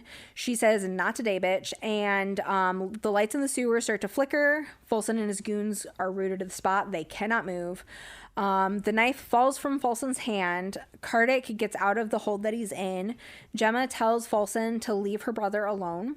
He tells her that he no longer gives a fuck about the magic or her brother. He's going to kill her. Like, that's all he gives a shit about at this point. He's going to make her regret doing this to him. How dare a woman one-up him. How Right. dare. Right. And of course, we know Gemma has many things, and one of them is an absolute badass bitch. So she uses her power to slowly drag his face down to the, like, sewer water. And let's see. Kardec is trying to calm her down and tell her to stop so that they can go. Like, hey, they're not going to chase us. Like, can we just go? But she, she wants to, like, shove his face into the sludge. Right. But keep it there long enough, they're definitely not going to chase after right. you. As she's doing this, though, because when she's using magic on people, she, like, gets that psychic connection to them. She then sees a vision of Folsom as a child, his mother holding his face into a pot of water, until finally pulling him up. She then backhands him with her large ring, slicing him in the face. She then Gemma then lets him go because she's like, oh, he has trauma. But also, like, okay, your mom tortured you by trying to drown you. I probably shouldn't. It would probably be real fuck for me to, like, stick your face in some water, huh? Okay, so, kill you a different way. Yeah, so she stops with the water, and then she tells Folsom that she's sorry about his mother. He's enraged at this point. He shouts that Dorothy Mantooth is a saint. Gemma tells him that his mother hated him. Oh, wow. Your mother was a novice. Yeah, he sure was. Let's see. He swings on her. He's still rooted to the spot, so he just kind of flails his arms at her. She then tells him that they should only be stuck for an hour or two, and that once he's free, he probably shouldn't follow them. If he tries, she will stop him. Kardec takes her hand, leads her out of the sewer. Once they have made their way back to the Thames, Gemma asks for a moment. She sits down. She asks Kardec if he's all right. He is being really broody, and he just kind of shrugs at her. He tells her that now that she's heard what happened, she must think less of him. She obviously tells him that that isn't true. She asks if that's why he's been keeping his distance. He said that that's part of the reason. He wouldn't elaborate further on what the other part of the reason he's been keeping his distance is.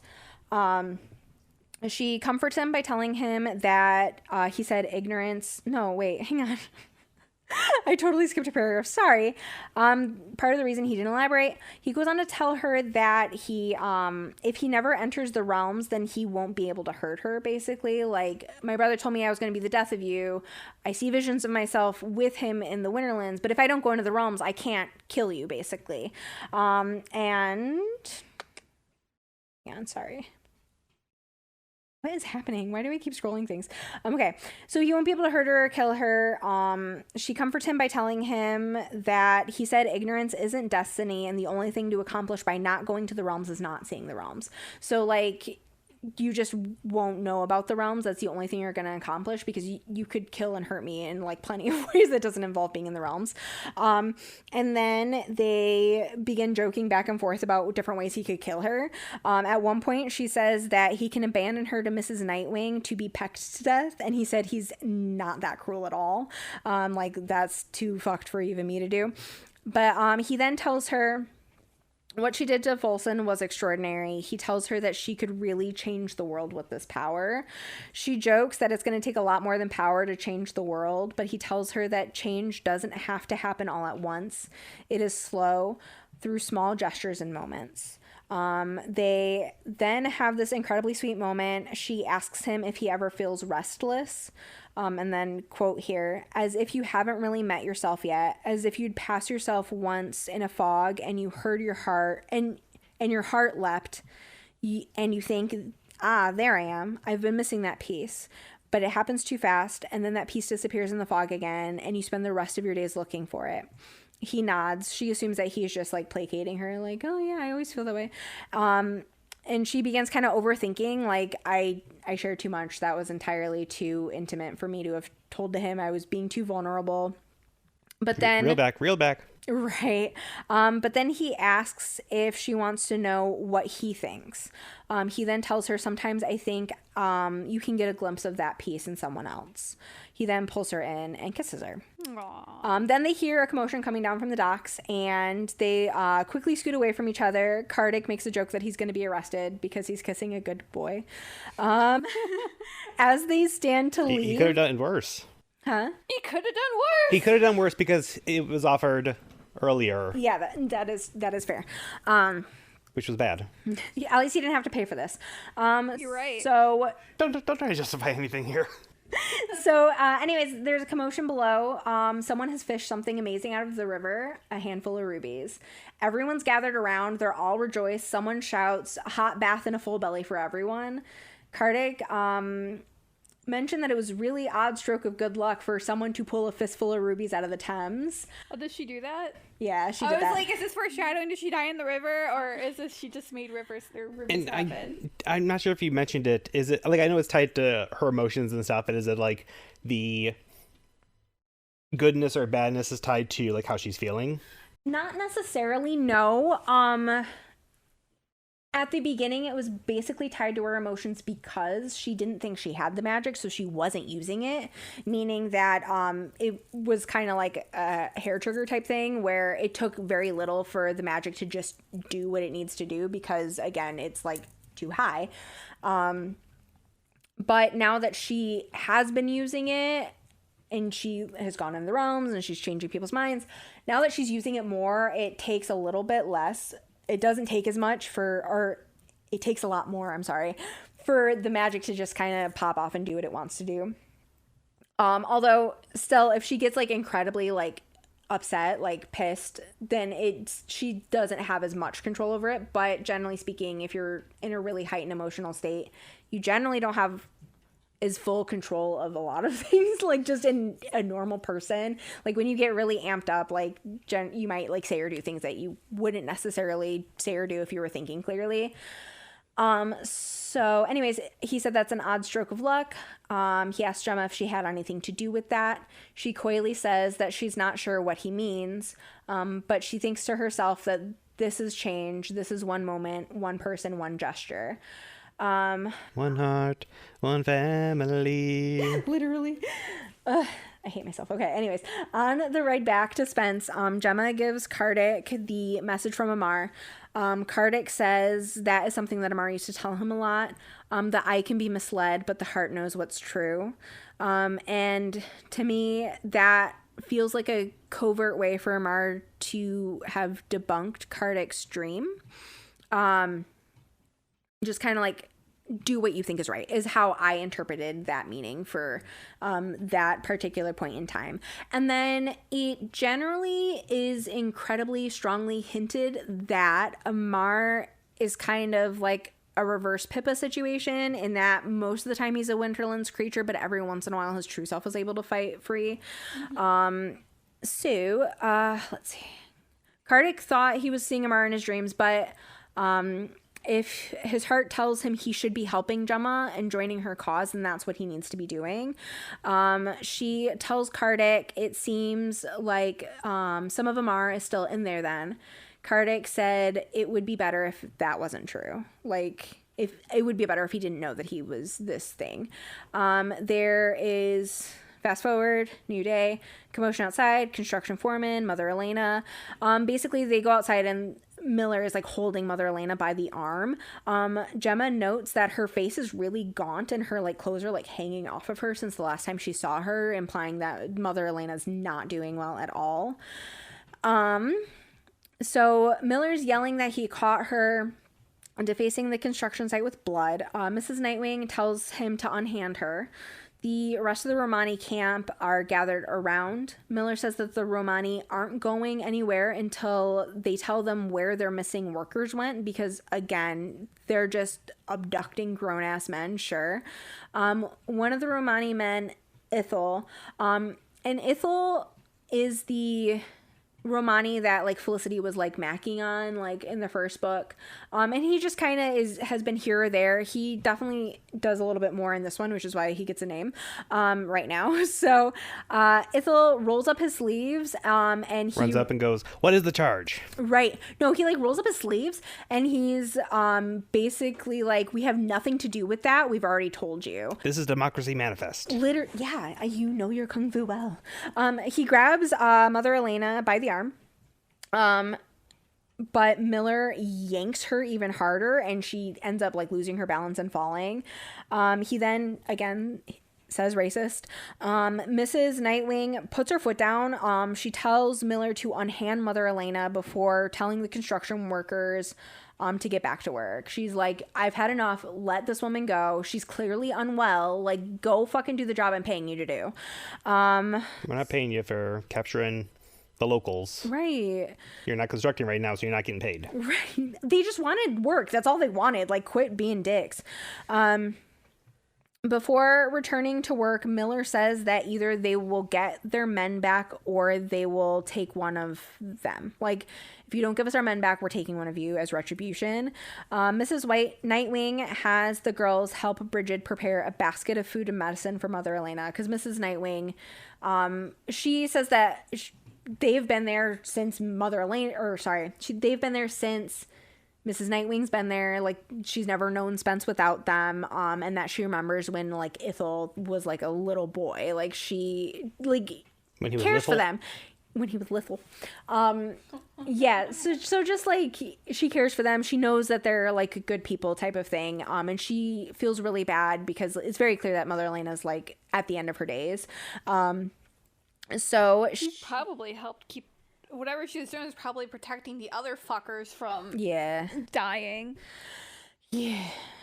So Bridget says that Mother Elena looks worse as her handkerchief. Worse as her handkerchief. So whatever the hell that means. Nightwing asks for a volunteer to take the basket to the camp. Of course, obviously Gemma jumps at the chance for this. I'm the main character. I'll go. Yeah, right. Also, I like the boy over there. When Mother Elena, she gets into Mother Elena's wagon. Also, when she, like, enters the camp, the Romani women are not fucking having it. Like, they don't want her there. Like, they're really upset and angry. She, like, shows up and she's like, "Oh, I brought this for Mother Elena." And they're like, "We don't want your food. We don't want your medicine. We don't want you here. Leave." But then Kardec basically is like, "Just come on, let's go." So she brings the basket in to Mother Elena. Mother asks Gemma to come closer to her. She's sitting on her bed. She's shuffling her tarot cards. She tells Gemma that she's tired, that she tried to warn them. Gemma asks what Mother wants to warn them about. She said that Carolina died there in the fire. Gemma says she knows, but that was a long time ago. Mother Elena tells her what's past is never past. It isn't finished. What opens one way can be opened another. Dogs are barking in the distance. Mother Elena tells Gemma that one of them brings the dead to us. Mother Elena then pulls a card. It's the Tower. The Tower card symbolizes sudden change, a dismantling of false beliefs, structures, and ego-driven situations that no longer serve. Also, side note, when I was doing my presentation at work, like way back in November 2024, I decided to chill myself out by drawing some tarot cards before I did my presentation. I pulled the Tower out of one deck. I went and grabbed the other deck. I pulled the Tower out of the second deck, and I would say a lot of things were deconstructed shortly thereafter. So Just a little fun woo-woo. So, a Romani woman enters the like trailer cabin thing and is like, "Get gone, girl." As Gemma's leaving, Mother Elena grabs her and says, "The door must remain closed. Tell them." Gemma promises she will, and she leaves. Kardik walks her out of camp. He asks what she said to Gemma. She tells him that the East Wing will bring the dead, but that someone wants the dead to come. Kardik tells Gemma that Mother is very ill and she likely won't live long enough to see summer. He tells Gemma that he dreamed he was in a beautiful garden last night, describing the garden as the most beautiful place he's ever seen. Gemma smiles and tells him that that's the realms, and asks him if it was a horrible dream. He smiles and he tells her that it was not a horrible dream, and that he thinks he wants to see the realms for himself. As Gemma makes her way back to Spence, it begins raining, like full on fucking downpour. Gemma is then suddenly pulled into a vision. She's in a small room that smells strongly, making Gemma want to gag. She sees Mina scribbling on the walls. Gemma sees the word "Sacrifice Lies Monster, the Birth of May." The vision shifts and she sees little Mina and Sarah. Sarah's asking Mina what she sees in the dark. She asks Mina to show her. It shifts again. Gemma is seeing Mina angrily write, "You ignored my warnings, I shall expose you." Which is basically the letter that she found in Mrs. Nightwing's. She's then in the dim room. She sees Mina sitting on the floor with a dagger in her hands. She takes out a leather pouch and unrolls it. It contains a syringe and a vial of something. Mina carefully puts the dagger into the pouch, wraps it up, and then injects herself with whatever is in the vial. Gemma then feels this rush of exhilaration.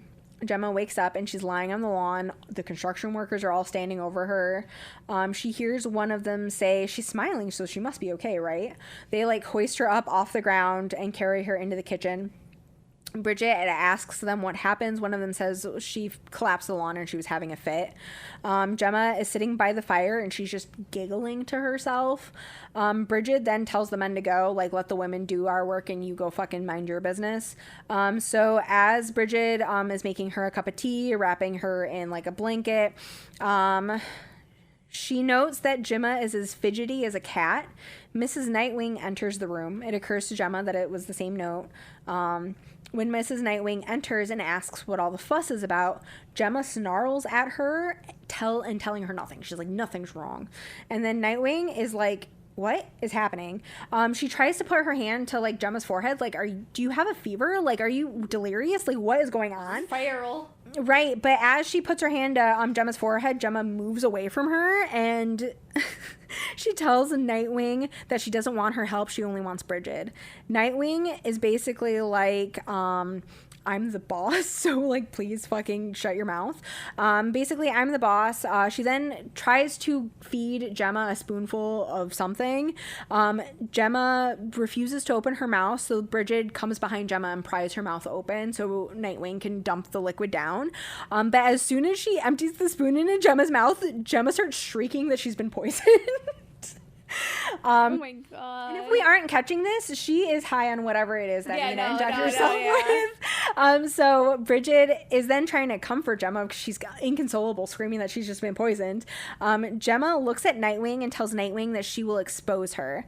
Mrs. Nightwing like gets this really surprised look on her face. And then she Try, bitch. Right. She then like composes herself and tells Bridget to like take her to bed, please. The rest of the night take her bed for the rest of the night until she's like back to herself again. And then it isn't until later in the afternoon that Gemma starts to feel the effects wear off. Gemma is honestly terrified to have another vision with Mina because she's like, if she's gonna be doing drugs, I cannot be part of that. I think that's the first time I've heard of like secondhand heroin or secondhand opium or something. Right. You probably grasped too hard onto the feeling. Well, but also the visions are kind of starting to like impact her physically, right? Because Mina also was swinging a dagger at her and her hand got sliced. So Are your feeties cold? Do you need a blanket? it's more so my ankles. Oh. Not the ankles. The ankles. She's always cold. From the boys. Gotta protect them. Okay, so anyways, later Mrs. Nightwing brings Gemma toast and tea. She sits with Gemma and she asks Gemma what she meant by that, and Gemma lies and says that she doesn't remember anything that she said. Nightwing then pivots and asks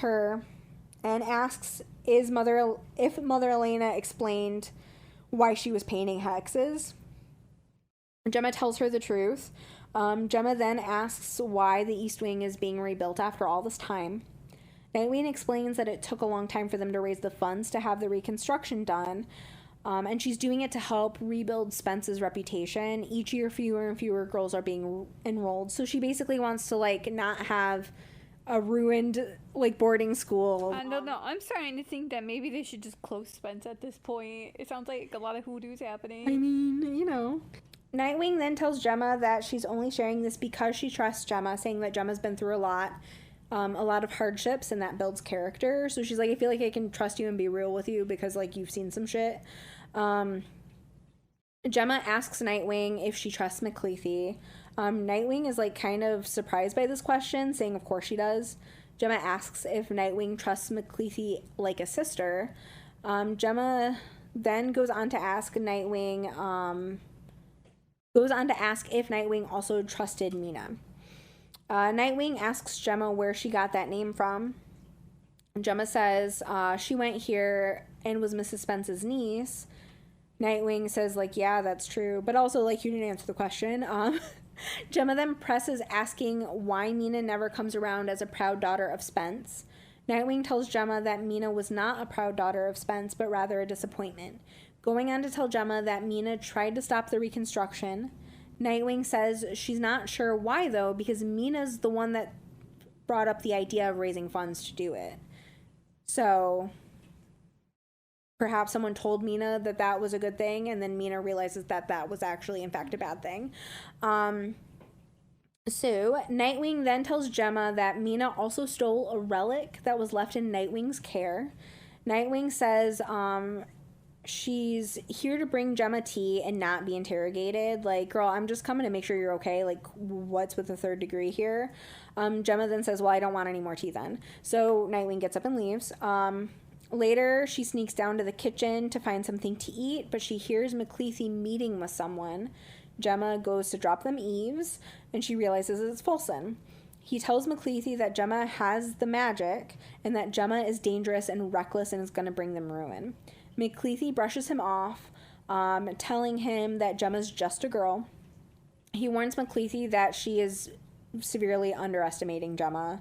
McCleathy says that once the tower is completed, the secret door will be illuminated and the realms will be in their power again. So she's like, I don't care. Like, she's just a child. Like, we're about to come back to power. It's really not a thing. Yeah. Folsom tells McCleathy that she's mad. McCleathy responds by telling him that's what he likes about her. The lore dump here is that they are romantic. McCleathy will more or less bring him into the Order once the Order rises to power. So, like, obviously he's the spy within the Rakshana, and she has promised him that, like, if he helps her get her shit done, that, like, he can be, like, the first boy Order, I guess. The first boy Order. Oh my god. He grumbles at her about disorder. He grumbles, like, the Rakshana's gonna fuck me up if they find out about this, and if they find out that I let Kardec live. But she tells him that she needs Kardec, and that he owes her, and that he will answer to her because she's the one that asked Folsom not to kill him. So that is why he's still alive, is that Folsom was meant to capture him, torture him, kill him, but then McCleathy convinced him not to kill Kardec. At this point, Gemma is connecting some dots, and she has realized that Kardec is the one that McCleathy was meeting with at the Illusion Expo thing that they went to. Although, also, yes, sorry, just past Brittney left this note in. This is the third time someone has asked Kardik to spy on Gemma, and he has never not once reported back to anybody about her. So like, why are people enlisting this man to spy on this girl? Because he won't tell people shit, and that's why he's been staying away from her, and why he's like, stop telling me about the realms, because he's like, I have to spy on you, quit telling me things. Like, please, I beg. Because he's like, yeah, I'll spy on her, but then he's like, I just won't ever go near her or talk to her. Like, goddamn, just why? It's like, why does he keep saying yes? Well, but no, like, yes, in this but no. situation, he absolutely had. Well, oh yeah, I guess so. In every situation, he had to, right? Because first he was a proud member of the Rakshana, and then he was trying to weasel his way back into the Rakshana, and now he is in retribution for having his life saved. So Gemma takes off. She goes to see Kardik because she's obviously pissed. She tells him that she knows everything, telling him that, like, don't even bother denying it. I'm not having it. He just asks how she found out. He doesn't try to deny it. He tells Gemma that this is why he was pushing for her to stay away from him, and that's why he doesn't, because he didn't want anything to tell. Like, basically, I don't want to have to tell them anything, so just don't tell me anything. I can't tell them if I don't know. He tells Gemma that he was ready to die when Folsom was torturing him, but McCleathy told Kardik that if he helped her, then she would help him save Amar. He explains that Amar is all he has in this world. Kardik tells Gemma that he wants to save both of them, her and his brother. Gemma just screams that she didn't need someone to save her, she needed someone to trust. He expresses that he did this for the right reasons, even if it was a mistake. She tells him that she won't be sharing her secrets with him before telling him that he's wrong. Amar wasn't all that he had. But Kardik didn't have faith in her, and so she leaves. Like, you had me, but you couldn't even believe in me. So Kardik goes after her. He grabs her hand, telling her that she's not the only lost soul. She pulls away. She heads to the realms and to the caves. On her way, she sees the forest folk are in the poppy fields stealing poppies. One of them clocks her as she's going to see the Hijin. So, like, they're like, okay, cool, bet. You are very clearly plotting with them, which is, we obviously know is not the case. And they call her out on this too. So she basically says that she can do what she wants. And then why should she choose to share the magic with them when she doesn't even know if they're working with the Winterlands? The forest folk clearly don't love that. They tell her that she's just like the rest of the Order, essentially. So, like, obviously the Order just didn't trust anyone in the realms because the Winterlands are bad. So how do we know all of you aren't bad? Like, painting them with the same brush type of thing. Gemma goes to Circe and tells her she wants to know everything about the Order and the Rakshana. Nothing is to be left out. She then needs to be taught how to master the magic. Gemma explains that she won't let them take her power away.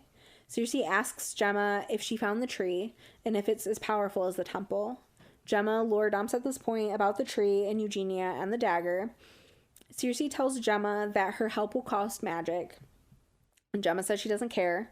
She then says, if you can't leave the well, you're not dangerous, so I don't give a shit about giving you magic. And then she's like, what are you even going to do with magic anyways? And she's like, that's my business. When Gemma leaves after this interaction, we don't see any of this interaction, but when she leaves, she's not afraid of her power. She's worshiping her power. She intends to close the borders to the Winterlands herself, and she intends to defend them without mercy. So she's very much having like a empowered girl power moment. Yes, and fucking finally, Jesus Christ. Mm-hmm. And with that, we are done with part 2. All right. This has been a journey. I'm invested. Fuck Kartik. And like all of the good shit is in the next part, and I'm so excited. Like just every fucking scene, I'm like, I have to get every single word because this is amazing. This is the ramp up. This is the end. Yeah, this is the tragedy. Yeah, this is the start of Act 4, and then Act 5 is legitimately like 3 pages, like in the book. Like it's tiny. It's basically Act 5's like where the everyone is now. Yeah. Yeah. Which it's not even like a full page in my like 70-page script. Okay. Send us out, Nick. Send us out, Nick, so we can get started on the third part. I got nothing. I'm tired of this, Grandpa. Tired of this, Grandpa. It's too damn bad. Hear me yap roar out. I don't know what that means, but Nick, make that song be a yap pun. Go.